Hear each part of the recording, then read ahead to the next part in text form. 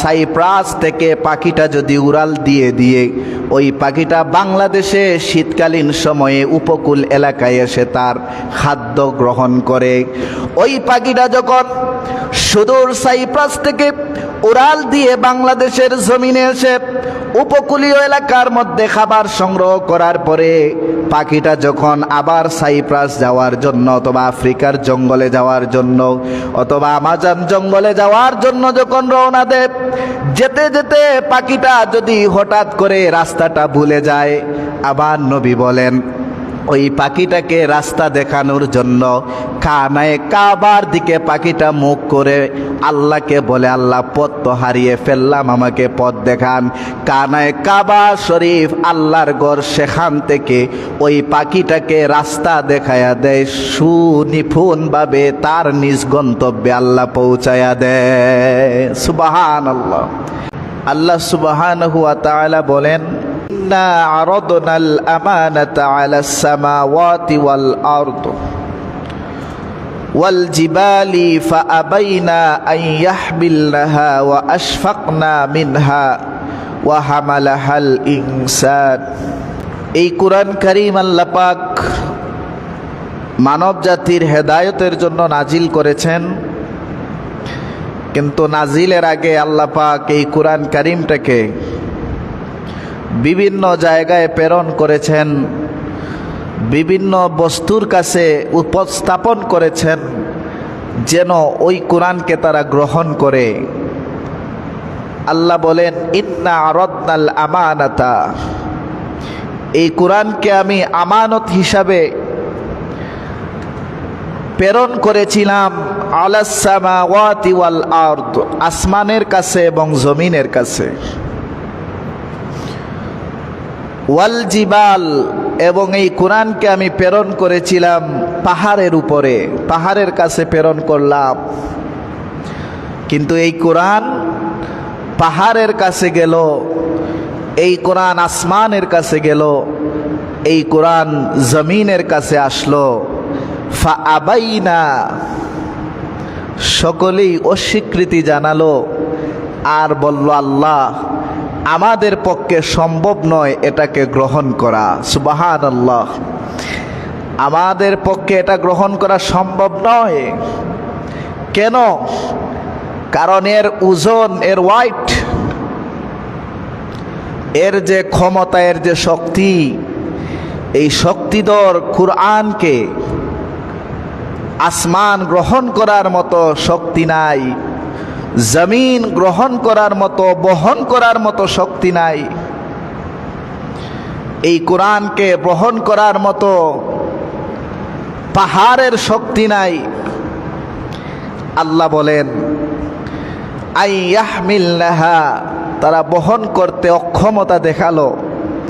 ওয়া আশফাকনা মিনহা, তারা পৃথক হয়ে গেল। পাহাড় বলল, রব আমার পক্ষে এই কোরআনকে গ্রহণ করা সম্ভব নয়। জমিন বলল, আল্লাহ এই কোরআনকে আমার পক্ষে গ্রহণ করা, বহন করা সম্ভব নয়। পাহাড়, বিশাল বিশাল পাহাড়গুলো বলল, এই কোরআনকে আমি বহন করার মতো শক্তি নাই। ওয়া হামালাহাল ইনসান, কোরআনকে আল্লাহ পাক ইনসান মানে মানুষের কাছে প্রেরণ করলেন। মানুষরাই এই কোরআনকে বহন করার মতো শক্তি আল্লাহ তাদেরকে দান করেছেন। সুবহানাল্লাহ। এজন্য সর্বপ্রথম কোরআন ধারণ এবং বাহন যিনি করেছেন, তিনি আমার আপনার নবী, নবিকুল সম্রাট, নূর নবী আমার মুহাম্মদুর রাসূলুল্লাহ সাল্লাল্লাহু আলাইহি ওয়াসাল্লাম। তিনি সর্বপ্রথম এই কোরআনকে ধারণ করেছেন। হেরা পর্বতের গুহায় জিবরিল আমিন এসে বললেন, ইকরা, পড়ুন। রাসূলুল্লাহ বলেন, আনা বিকারি, আমি তো পড়তে জানি না, কি পড়ব। শেষ পর্যন্ত এই কোরআনকে বহন করতে গিয়ে আল্লাহর পক্ষ থেকে জিবরিল আমিন বললেন, আল্লাহর পক্ষ থেকে জিবরিল আমিন যে কাজটি করলেন সেটা হলো, আমার আপনার নবীকে জিবরিল আমিন বুকের সাথে বুক মিলাইয়া একটা চাপ দিলেন আলিঙ্গন করলেন। এই আলিঙ্গনে 114 সূরা 6666টা আয়াত আল্লাহ পাক আমার নবীর সিনার মধ্যে বহন করার ক্ষমতা দিয়ে দিলেন। সুবহানাল্লাহ। আজ অবধি পর্যন্ত পৃথিবীর বুকে কোটি কোটি হাফেজে কোরআন, যারা কোরআন কারীমকে মুখস্থ করে ধারণ করেছেন বুকের মধ্যে, এই কোরআনকে আসমান জমিন পাহাড় ধারণ করে নাই। যারা ধারণ করেছেন তারা হলেন উম্মতে মুহাম্মদীর সেই শ্রেষ্ঠ উম্মতগুলো। সুবহানাল্লাহ, সুবহানাল্লাহ। এই কোরআন কারীমের মধ্যে আল্লাহ পাক জানায় দিলেন, সূরাতুল আল ইমরানের 96 নম্বর আয়াত, আল্লাহ পাক বলেন, ইন্না আউওয়ালা বাইতিন ওয়াদিআ লিন-নাসি লাল্লাযী বিবাক্কাতাম মুবারাকা। আল্লাহ পাক জানায় দিলেন, নিশ্চয় এই পৃথিবীর বুকে সর্বপ্রথম যেই ঘর আল্লাহ পাক নির্মাণ করলেন, ওই ঘরটা পৃথিবীর কোনো দেশে, কোনো রাজ্যে, কোনো স্থানে নয়, বরং এটা হচ্ছে সমস্ত পৃথিবীর মিডিলতম জায়গা, মধ্যস্থম জায়গার মধ্যে আল্লাহ পাক মক্কা শরীফের মধ্যে, মক্কার মধ্যে আল্লাহ পাক কাবাঘর নির্মাণ করলেন। ওই কাবাঘর সর্বপ্রথম ইবাদতের ঘর আল্লাহ নির্মাণ করলেন। কেন আল্লাহ পাক এই ঘর সর্বপ্রথম নির্মাণ করলেন? আল্লাহ পাক বলেন, মুবারাকান, এই ঘরটা হলো সমস্ত কিছুর জন্য বরকতময়, ওয়া হুদাল লিল আলামিন, এবং মানুষদের, শুধু মানুষ নয়, পশু পাখি জীবজন্তু যারা আছে সব কিছুর জন্য এটা পথ প্রদর্শনকারী। মুফাসসিরিনে কেরাম বলেন, মুহাদ্দিসিনে কেরাম বলেন, একটা পাখি যদি আমাজন জঙ্গল থেকে উড়াল দিয়ে, অথবা আফ্রিকা মহা জঙ্গল থেকে যদি উড়াল দিয়ে দিয়ে সে অস্ট্রেলিয়ায় চলে যায়, অথবা সাইপ্রাস থেকে পাখিটা যদি উড়াল দিয়ে দিয়ে ওই পাখিটা বাংলাদেশে শীতকালীন সময়ে উপকূল এলাকায় এসে তার খাদ্য গ্রহণ করে, ওই পাখিটা যখন সুদূর সাইপ্রাস থেকে উড়াল দিয়ে বাংলাদেশের জমিনে এসে উপকূলীয় এলাকার মধ্যে খাবার সংগ্রহ করার পরে পাখিটা যখন আবার সাইপ্রাস যাওয়ার জন্য, অথবা আফ্রিকার জঙ্গলে যাওয়ার জন্য, অথবা আমাজন জঙ্গলে যাওয়ার জন্য যখন রওনা দেয়, যেতে যেতে পাখিটা যদি হঠাৎ করে রাস্তাটা ভুলে যায়, আবার নবী বলেন ওই পাখিটাকে রাস্তা দেখানোর জন্য খানায়ে কাবার দিকে পাখিটা মুখ করে আল্লাহকে বলে, আল্লাহ পথ তো হারিয়ে ফেললাম, আমাকে পথ দেখান। খানায়ে কাবা শরীফ আল্লাহর ঘর, সেখান থেকে ওই পাখিটাকে রাস্তা দেখায়া দেয়, সুনিপুণভাবে তার নিজ গন্তব্যে আল্লাহ পৌঁছায়া দেয়। সুবহানাল্লাহ।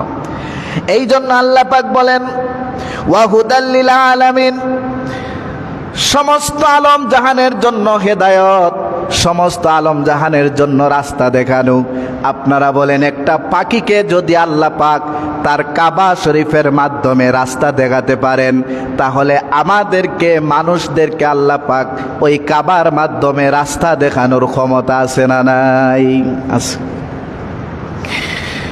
এই কাবা কিভাবে নির্মাণ হলো?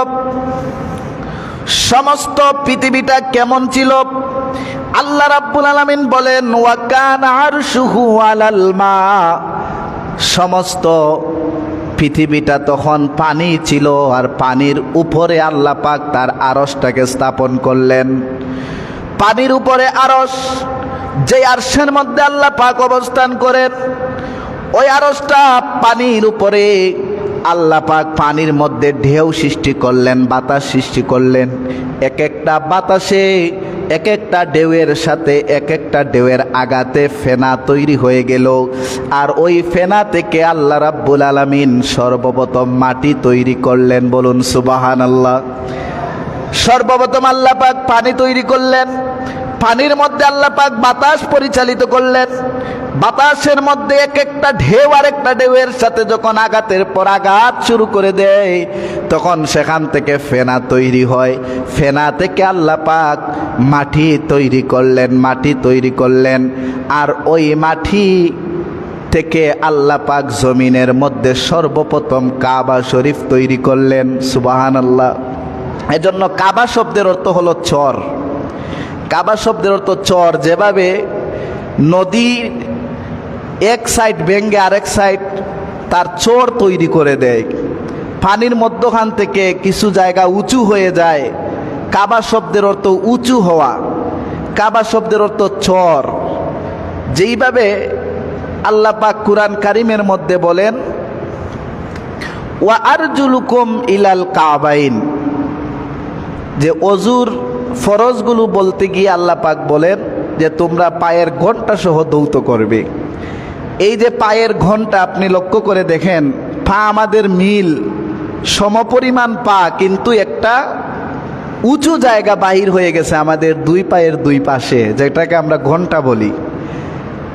এই ঘন্টা যে উঁচু হয়ে গেল, জমিনের মধ্যে একটা উঁচু জায়গা বাহির হলো, যেটাকে কাবা শরীফ বলা হয়। কাবা আমাদের পা যেই জায়গাটা মিল রাখা সমপরিমাণ সমতল, সেখান থেকে দুইটা বাহির হয়ে গেছে, উঁচু হয়ে গেছে, উঁচু জায়গাকে কাবা বলা হয়। এই জন্য আল্লাহ রাব্বুল আলামিন বললেন পৃথিবীর সর্বপ্রথম জায়গা, যেই জায়গার মধ্যে মাটির মধ্যে আমি আল্লাহ পাক একটু উঁচু জায়গা বানালাম, আর ওই উঁচু জায়গাটা হলো কানায় কাবা, আল্লাহর ঘর সর্বপ্রথম আল্লাহ নির্মাণ করলেন। কুরআন কারীমের মধ্যে আল্লাহ পাক এরপরে বলেন ফীহি আয়াতুম বাইয়িনাতুম মাকামু ইব্রাহিম। আল্লাহ সুবহানাহু ওয়া তাআলা বলেন কিছু নিদর্শন আছে, প্রকাশ্য নিদর্শন। যারা হজ করতে গেছেন আপনারা দেখবেন প্রকাশ্য নিদর্শনের মধ্যে একটা নিদর্শন হলো, যেই নিদর্শনের নাম হলো মাকামে ইব্রাহিম। ইব্রাহিম আলাইহিস সালামের পায়ের একটা চাপ, অর্থাৎ ইব্রাহিম আলাইহিস সালাম যখন আল্লাহর ঘর তৈরি করেন, তৈরি করার সময় একটা পাহাড়ের উপর, একটা পাথরের উপর পা রাখতেন।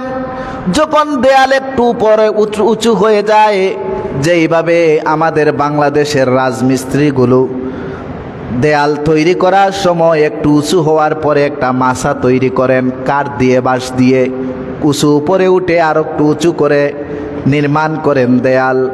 অনুরূপভাবে যখন ইব্রাহিম আলাইহিস সালাম মাত্র 11 বছরের সন্তান ইসমাইল আলাইহিস সালামকে নিয়ে আল্লাহর ঘর নির্মাণের প্রচেষ্টা চালিয়ে গেলেন, মাথার উপরে দেয়াল উঠে গেল, উপরে কিভাবে উঠবেন? আল্লাহর পক্ষ থেকে হুকুম জারি হয়ে গেল, তোমার পায়ের নিচে একটা পাথর রাখো, যতটুকু উঁচু উপরে উঠার দরকার আল্লাহ পাকের হুকুমে পাথরটা লিফটের মতো উপরে উঠবে। উপরে উঠে উঠে কাজ করতেন ওই পাথরের মধ্যে ইব্রাহিম নবীর পায়ের ছাপ। কিয়ামত পর্যন্ত আল্লাহ পাক এটাকে নিদর্শন হিসাবে রেখে দিয়েছেন, বলুন সুবহানাল্লাহ। তার মানে এই পৃথিবীর বুকে জমিন আল্লাহ সৃষ্টি করলেন, আর জমিন থেকে ভেসে উঠল যেই জিনিস, যেই স্থান, সেটা হলো কাবা। আর এই কাবার দিকে মুখ করে ইবাদত আমাদের শুরু হয়ে গেল। কাবার দিকে ইবাদত মুখ করে আমরা কেন ইবাদত করি? আল্লাহর নবী বলেন, এবং মুহাদ্দিসিনে কেরাম আয়াত আর হাদিসের ব্যাখ্যা করতে গিয়ে বলেন আল্লাহর নিদর্শন 4টা। এর মধ্যে একটা হলো ইবাদাতুল্লাহ, আল্লাহর ইবাদত যতগুলো আছে সবগুলো ইবাদত হচ্ছে আল্লাহর নিদর্শন। 2 নাম্বার হলো কিতাবুল্লাহ, এই যে কুরআন কারীম হচ্ছে আল্লাহর নিদর্শন। 3 নাম্বার হলো বাইতুল্লাহ, আল্লাহর ঘর, এটা আমাদের জন্য নিদর্শন। 4 নাম্বার হলো মুহাম্মাদুর রাসূলুল্লাহ, তিনিও আমাদের জন্য নিদর্শন। ইতিহাস গ্রন্থের মধ্যে পাওয়া যায় হযরত আদম আলাইহিস সালাম যখন পৃথিবীর বুকে আগমন করলেন, আল্লাহ রাব্বুল আলামিন যখন তাকে দুনিয়ার বুকে প্রেরণ করলেন, মক্কা শরীফে আল্লাহর ঘর কানায় কাবা তিনি জীবনে তওয়াফ করেছেন 55 বার। পায়ে হেঁটে হেঁটে আদম আলাইহিস সালাম 55 বার আল্লাহর ঘর তিনি তাওয়াফ করেছেন। যখন আল্লাহ রাব্বুল আলামিন আদম আলাইহিস সালামকে বললেন, আদম জান্নাতের ভিতরে তোমার পরমা সুন্দরী স্ত্রীকে নিয়ে হাওয়াকে নিয়ে তুমি জীবন যাপন করো, কিন্তু একটা নিষেধ আমার আছে। ওই যে একটা গাছ দেখতে পাচ্ছ, তাকরাবা হাযিহিশ শাজারাতা ফাতাকুনা মিনাজ জালিমিন, ওই গাছের নিকট যাওয়া তোমার জন্য নিষেধ করলাম। যদি তুমি চলে যাও তাহলে জালিমদের অন্তর্ভুক্ত হয়ে যাবে। শয়তানের ওয়াসওয়াসায় পরে আদম আলাইহিস ইসলাম চলে গেলেন, হাওয়া চলে গেলেন গাছের নিকটে। গন্ধম ফল খাওয়ার সঙ্গে সঙ্গে আল্লাহর পক্ষ থেকে হুকুম জারি হয়ে গেল, আদম নিষেধ করেছিলাম এই গাছের নিকট যেও না, গেলে তো গেলেই, এখন তোমাকে আমি দুনিয়ার বুকে প্রেরণ করব। আদম আলাইহিস সালাম বললেন, রব্বুল আলামিন, আপনার হুকুমকে অমান্য করার ক্ষমতা আমার নাই। হুকুম যেই রকম করেছেন আমি অবশ্যই আপনার হুকুম পালনের জন্য আমি দুনিয়ার বুকে যাব। তবে আল্লাহ আপনার কাছে একটা মাত্র রিকোয়েস্ট, একটা মাত্র পরামর্শ, একটা মাত্র আবেদন। ওই আবেদনটা হলো, আমি দেখলাম জান্নাত থেকে সপ্তম আসমানের মধ্যে একটা ঘর আছে, একটা ঘর আছে যেই ঘরের নাম বাইতুল মামুর। ফেরেশতারা ওই ঘরটাকে চক্কর দিয়ে তাওয়াফ করেন। জীবনে একজন ফেরেশতা একবারই ওই ঘরটা তাওয়াফ করতে পারেন, কিয়ামতের আগে ওই ফেরেশতার ওই ঘর তাওয়াফ করার কোনো সুযোগ নাই। কত কোটি কোটি মিলিয়ন ট্রিলিয়ন কিলিয়ন পর্যন্ত আল্লাহ পাক ফেরেশতার তো সৃষ্টি করেছেন। আল্লাহ বলেন, আদম কি চাও? আদম নবী বললেন, আল্লাহ যেইভাবে ফেরেশতারা আপনার বাইতুল মামুর মসজিদটাকে তাওয়াফ করেন, ঠিক অনুরূপভাবে একটা মসজিদ যদি আপনি দুনিয়ার বুকে আমার জন্য দান করেন, আমার সন্তানরা কিয়ামত পর্যন্ত দুনিয়াতে আগমন করবে আর ওই ঘরটাকে তাওয়াফ করবে, ওই ঘরের দিকে মুখ করে তারা ইবাদত করবে, এটাই আপনার কাছে আমার চাওয়া। সুবহানাল্লাহ। আল্লাহ পাক রাজি হয়ে গেলেন, খুশি হয়ে গেলেন। আল্লাহ পাক বললেন, আদম তোমার সেই আকাঙ্ক্ষা, ইচ্ছাকে, তামান্নাকে আমি কবুল করলাম। আল্লাহ পাক সুজা বাইতুল মামুরের নিচে, বর্তমানে যেই জায়গার মধ্যে কাবা শরীফ, ওই কাবা শরীফ বাইতুল মামুরের সুজা নিচে আল্লাহ পাক এই কাবাটা ফেরেশতাদের মাধ্যমে নির্মাণ করে দিলেন। বলুন সুবহানাল্লাহ। আদম নবী আসলেন, তাওয়াফ করলেন। আদম নবীর সন্তান হযরতে শীস আলাইহিস সালাম তাওয়াফ করলেন। বছর অতিবাহিত হতে লাগলো। সর্বপ্রথম রসুল হিসাবে আল্লাহ পাক যাকে প্রকাশিত করলেন, নবী এবং রসুল করে পাঠালেন হযরতে নূহ আলাইহিস সালামকে। হযরতে নূহ পয়গম্বর আল্লাহর দ্বীনের দাওয়াত দিলেন, একদিন দুই দিন নয়, 950 বছর আল্লাহর দ্বীনের দাওয়াত দিলেন। আল্লাহর দ্বীনের দাওয়াত দিতে গিয়ে মাত্র 80 জন অথবা 82 জন মুসলমান। অথচ আমার আপনার নবী মাত্র 63 বছর জীবনে মক্কা মুকাররমায় 13টা বছর আল্লাহর নবী দ্বীনের দাওয়াত দিলেন। বাকি সময়টা আল্লাহ পাক তার প্রিয় হাবিব মদিনা মনোয়ারায় দ্বীনের দাওয়াত দিয়ে 63 বছর জীবনে আল্লাহ পাক সমস্ত ইসলাম ধর্মটাকে কবুল করে কোটি কোটি উম্মত আল্লাহ পাক আমার নবীর জন্য কবুল করে নিলেন। সুবহানাল্লাহ। হযরতে নূহ আলাইহিস সালাম যখন জালালিয়তের মেজাজে ছিলেন, খুব গরম মানুষ, খুব গরম একজন নবী, তিনি চিন্তা করলেন 950টা বছর আল্লাহর দ্বীনের দাওয়াত দিলাম, মাত্র 80 থেকে 82 জন মানুষ আমার কথা শুনলো। এবার নূহ নবী একটা দোয়া করলেন, যেই দোয়া আল্লাহ পাক লক্ষাধিক নবী 1,24,000 মতান্তরে 2,24,000 নবী রসুলগণকে আল্লাহ পাক একটা সুযোগ দিয়েছিলেন যে প্রত্যেক নবী রসুলরাই একটা মাত্র দোয়া করতে পারবেন, যেই দোয়াটা আল্লাহ পাক কবুল করবেন স্পেশালভাবে। হযরতে নূহ নবী দোয়া করে ফেললেন। কুরআন কারীমে সূরাতুন নূহের মধ্যে আল্লাহ পাক বলেন, ওয়া ক্বালা নূহুর রাব্বি লা তাযার আলাল আরদি মিনাল কাফিরিনা দাইয়ারা। জালালিয়তের মেজাজে হযরতে নূহ নবী এবার দোয়া শুরু করে দিলেন, রব্বুল আলামিন 950টা বছর আল্লাহ আপনার দিনের দাওয়াত দিলাম, তাওহীদের দাওয়াত দিলাম, কেউ মুসলমান হলো না। 80 থেকে 82 জন মানুষ আমাকে মানছে। আমি আজকে দোয়া করলাম পৃথিবীর বুকে একটা কাফেরকেও জীবিত রাখবেন না, প্রত্যেকটা কাফিরকে আপনি ধ্বংস করে দিবেন। আল্লাহ পাক দোয়া কবুল করে নিলেন। বললেন নূহ নবী নৌকা বানাও, মহাপ্লাবন শুরু হয়ে যাবে। নূহ নবী নৌকা তৈরি করতে শুরু করলেন। ইতিহাস আপনাদের জানা, ইতিহাস বলা আমার উদ্দেশ্য নয়, বরং উদ্দেশ্য হলো এই মহাপ্লাবনটা একদিন 2 দিন স্থায়ী নয়। এই পৃথিবীর বুকে মহাপ্লাবন 150 দিন পর্যন্ত স্থায়ী ছিল। বলুন সুবহানাল্লাহ। 150 দিন পর্যন্ত এই মহাপ্লাবন ছিল। অথচ আমাদের বাংলাদেশে 1 সপ্তাহ যদি পানি থাকে, 3 দিন যদি পানি থাকে, আমাদের গড়ে উঠে যায়, আমরা হায় হুতাশ করি, মারা যাওয়ার অবস্থা শুরু হয়ে যায়। কত মানুষ মারা যায়। 88তে বন্যা, তারপরে আমাদের এই যে 21 সালের বন্যা, আরো 11 সালের বন্যা, বিভিন্ন বন্যার মাধ্যমে মানুষরা মারা গেছে, ক্ষতিগ্রস্ত হয়েছে। অথচ 150 দিন পর্যন্ত মহাপ্লাবন ছিল। আল্লাহ পাক সূরাতুল হুদের 42 নম্বর আয়াতের মধ্যে বলেন, ওয়াহিয়া তাজরি বিহিম ফি মাউজিন কাল জিবাল। এই মহাপ্লাবনের ঢেউটা কেমন ছিল? এক একটা ঢেউ যেন বিশাল হিমালয় পর্বতের মতো উঁচা হয়ে আছাড় মারতেছে। মহাপ্লাবন শুরু হয়ে গেল।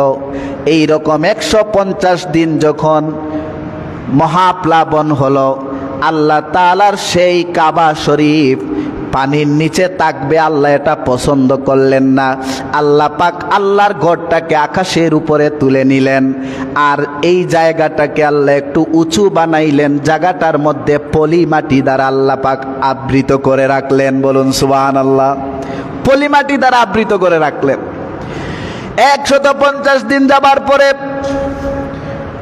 জুদি নামক পাহাড়ের মধ্যে গিয়ে নূহ নবীর নৌকাটা যখন লাগলো, লাগার সঙ্গে সঙ্গে মহাপ্লাবন ধীরে ধীরে স্থির হতে লাগলো, পানি কমতে লাগলো। নূহ নবীর সময় শেষ।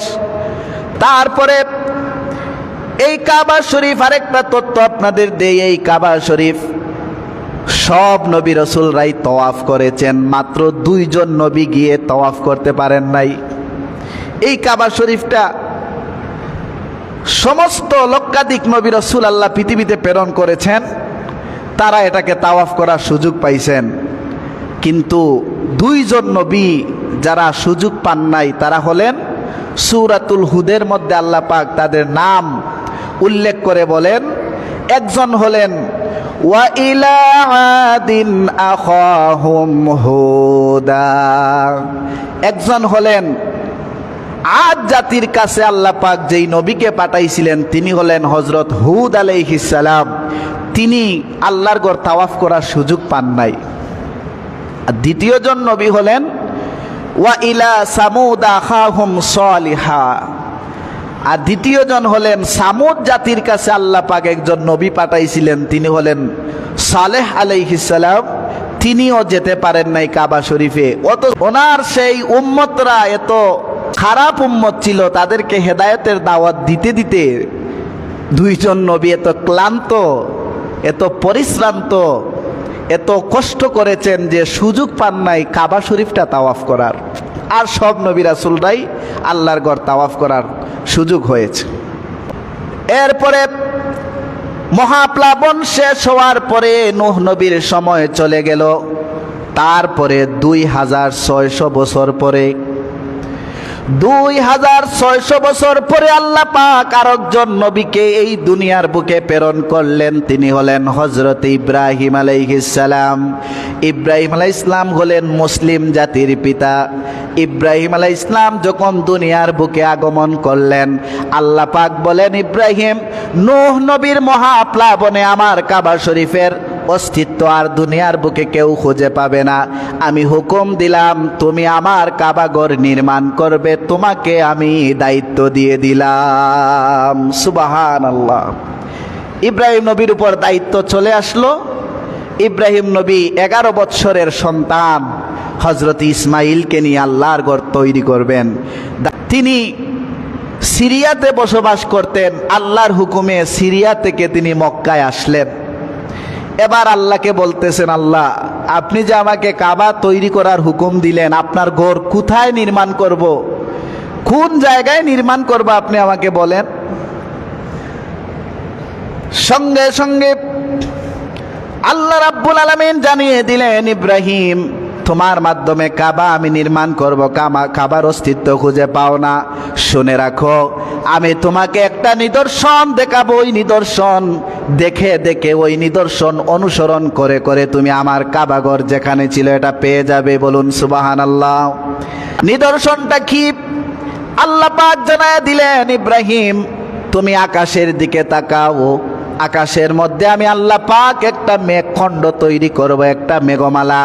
ওই মেঘমালার ছায়াটা পৃথিবীর যেই জায়গার মধ্যে পড়বে, যেই অংশে পড়বে, ওই অংশের মধ্যে তুমি আমার ঘর কাবা শরীফ নির্মাণ করবে। বলুন সুবহানাল্লাহ। কাবাঘর নির্মাণ করবে। হযরত ইব্রাহিম আকাশের দিকে তাকাইলেন, চায়া চায়া দেখেন একটা মেঘখণ্ড একদিক থেকে অন্যদিকে যায়, ছায়াটা এক দিক থেকে অন্যদিকে যায়। ইব্রাহিম নবীও যেতে শুরু করলেন। যেতে যেতে দেখেন একটা জায়গায় ছায়াটা স্থির হলো। ওই জায়গার মধ্যে ইব্রাহিম আলাইহিস সালাম কাবাঘর তৈরি করলেন। সুবহানাল্লাহ, সুবহান। এবার আল্লাহর নবী ইব্রাহিম আলাইহিস সালাম আল্লাহকে বলেন, আল্লাহ জায়গা তো পেয়ে গেলাম, আপনি আমাকে বলুন আমি ওই জায়গার মধ্যে পৃথিবীর কোন জায়গার পাথর দিয়ে আপনার ঘর নির্মাণ করব। আপনারা এই মসজিদ আল্লাহর ঘর নির্মাণ করেছেন, পাথরের প্রয়োজন হয়েছে, পাথর দ্বারা নির্মাণ করেছেন। ইব্রাহিম আলাইহিস সালাম আল্লাহকে বলেন, আল্লাহ পাথর আমি পৃথিবীর কোন জায়গা থেকে আনবো আপনি বলে দেন। কারণ এই পৃথিবীর বুকে আল্লাহ পাক শুধুমাত্র মক্কা নামক দেশের মধ্যে 6000 পাহাড় আল্লাহ পাক তৈরি করেছেন। সুবহানাল্লাহ। পৃথিবীর বুকে শুধু মক্কার মধ্যে 6000 পাহাড় আছে, বড় বড় পাহাড়। ইব্রাহিম আলাইহিস সালাম বলেন, আল্লাহ কোন পাহাড়ের পাথর নিব? আল্লাহ পাক ইব্রাহিম নবীর এই কথাকে এত বেশি পছন্দ করলেন আর বললেন, ইব্রাহিম তুমি যেইভাবে আমার রুচিটাকে, আমার ইচ্ছাটাকে তুমি জানতে চাইছো কোন জায়গার পাথর দিয়া তুমি কাবাঘর তৈরি করবে, চাইলে তো আশেপাশের পাহাড় থেকে পাথর এনে নির্মাণ করতে পারতে। তুমি যে চাইছো আমার অভিব্যক্তি, আমার ইচ্ছা, দুনিয়ার বান্দারা যদি আমার ইচ্ছা মোতাবেক এই পৃথিবীর বুকে চলাফেরা করত, ইবাদত করত, আমল করত, আমি আল্লাহ রাব্বুল আলামিন আকাশের রহমতের সব কয়টা দরজা খুলে দিতাম। সুবহানাল্লাহ। এবার ইব্রাহিম আলাইহিস সালামকে বলা হলো, ইব্রাহিম শুনে রাখো এই পৃথিবীর বুক থেকে তুমি 5টা পাহাড় আমি আল্লাহ সিলেক্ট করে দিলাম। 5টা পাহাড় থেকে পাথর নিয়ে আসবে। 1 নাম্বার পাহাড় হলো তুর পাহাড় থেকে আনবে, 2 নাম্বার হলো জুদি পাহাড়, 3 নাম্বার হলো লেবানন পাহাড়, 4 নাম্বার জর্ডানের পাহাড়, 5 নাম্বার হলো হেরা পর্বতের পাহাড়। এই 5টা পাহাড় থেকে তুমি পাথর এনে এনে আমি আল্লাহর ঘর তৈরি করো। সুবহানাল্লাহ। এবার ইব্রাহিম নবী আবার টেনশনের মধ্যে পড়ে গেলেন। রব্বুল আলামিন আপনি যে বললেন লেবানন পাহাড় থেকে পাথর নিয়ে আসবো, লেবানন মক্কা থেকে প্রায় 800 রাস্তা, এত দূর থেকে আমি কিভাবে পাথর বহন করে আনবো? একটা পাথর আনতেই তো অনেক দিন লেগে যাবে, কিভাবে আল্লাহ আপনার ঘর তৈরি করব? আল্লাহ পাক বললেন, ইব্রাহিম রে তোমাকে পাথর বহন করার জন্য তো আমি বলি নাই, শুধুমাত্র তুমি আমার ঘর যেই জায়গায় নির্মাণ করবে কাবা শরীফের চত্বরে দাঁড়িয়ে বলো আল্লাহর হুকুমে ওই 5টা পাহাড় থেকে পাথরগুলো চলে আসো, আল্লাহর ঘর নির্মাণ করতে চাই। শুধু ইব্রাহিম তোমার জবান থেকে কথাটা বাহির হবে, তুলার মতো উড়ে উড়ে 5টা পাহাড় থেকে পাথরগুলো তোমার সামনে চলে আসবে। সুবহানাল্লাহ। এই পাথরগুলো কেমন পাথর? আল্লাহ পাক কুরআন কারীমের মধ্যে এই তুলনা দিচ্ছেন আমাদের হৃদয়ের সাথে, আমাদের অন্তরের সাথে তুলনা দিতে গিয়ে আল্লাহ বলেন, সুম্মা কাসাত কুলুবুকুম অতঃপর তোমাদের হৃদয়টা এত শক্ত হয়ে গেছে, যেই হৃদয়টা মিম্বাদি জালিকা তার চাইতেও ফাহিয়া কাল হিজারা, যেইভাবে পাথর শক্ত, পাথরের চাইতেও আও আসাদ্দু কাসওয়া, তোমাদের হৃদয়টা শক্ত হয়ে গেছে। আমাদের হৃদয়ের তুলনা আল্লাহ কোরআনের সাথে দিচ্ছেন, কোরআনের মধ্যে পাথরের সাথে দিয়ে বলছেন পাথর যেইভাবে শক্ত, পাথরের শক্তির চাইতে তোমাদের হৃদয়টা শক্তিশালী হয়ে গেল, শক্ত হয়ে গেল। অথচ দুনিয়ার মানুষরা শুনে রাখো, ওয়া ইন্না মিনাল হিজারাতি, নিশ্চয়ই পাথর, লামা ইয়াতাফাজ্জারু মিনহুল আনহার, কিছু কিছু পাথর আছে যেই পাথর থেকে নদী প্রবাহিত হয়। সুবহানাল্লাহ। যেই পাথর থেকে নদী প্রবাহিত হয়, তার মানে পাথরের ভিতর থেকে পানি বাহির হয়। পরবর্তী আয়াতে আল্লাহ পাক বলেন, ওয়া ইন্না মিনহা লামা ইয়াশাক্কাক, কিছু পাথর এমন আছে যেগুলো বিদীর্ণ হয়ে যায়, ফেটে যায়। ফায়াখরুজু মিনহুল মা, যেই পাথর থেকে পানি প্রবাহিত হতে থাকে। সুবহানাল্লাহ, সুবহান। ওয়া ইন্না মিনহা লামা ইয়াহবিতু মিন খাশিয়াতিল্লাহ, আর কিছু পাথর এমন আছে যেগুলো উড়ে উড়ে যায়, আল্লাহর ভয়ে তারা কন্দন সৃষ্টি করে, আল্লাহর ভয়ে তারা নিজেকে, পাথরগুলো একদম নরম হয়ে যায়। অথচ আমরা এমন মানুষ যার হৃদয়টা এখনো শক্ত রয়ে গেছে, আল্লাহর ইবাদতের দিকে আসতে পারি নাই। কিছু পাথর এমন আছে যেই পাথর কান্না করে। পৃথিবীর বুকে যত পানি, এই পানিগুলো পাথরের ভিতর থেকে বাইর হয়। কিছু পাহাড় আছে, পাহাড় থেকে যে ঝর্ণা আসে, পাথরের ভিতর থেকে পানিগুলো পড়ে।